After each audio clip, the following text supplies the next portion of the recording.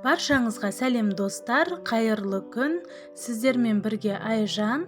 Бүгін өте дәмді және хрустящий, іші сочный балықтың қуырылу тәсілін көрсететін боламын. Видеоны соңына дейін қарап, каналыма тіркеліп, қоңырауды басып қойыңыздар.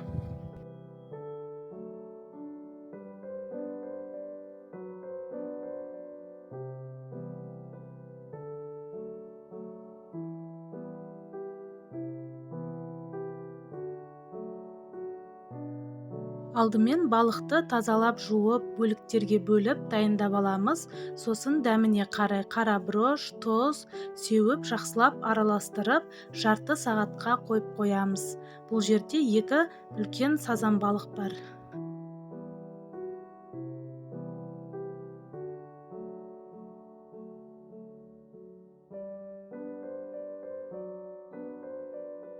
Екі немесе 3 жұмыртқаны жарып, үстіне шым-шым тұз сеуіп, жақсылап араластырып, оның үстіне біраз қасық паприканы салып, оны да араластырып, балықты бірінші ұнға аунатып, сосын жұмыртқаға батырып, барлығын осылай дайындап аламыз.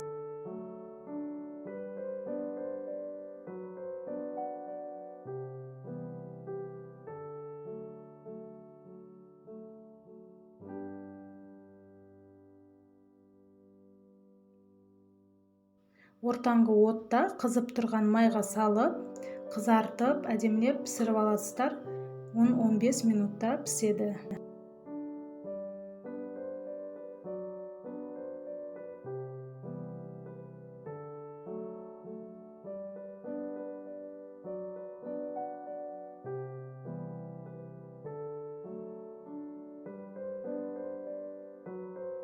Міне балығымыз дайын болды. Дәмі өте керемет және түрі де әдемі. Сіздер де жасап көріңіздер. Сіздерге ұнайтынына 100% сенімдімін. Ас болсын.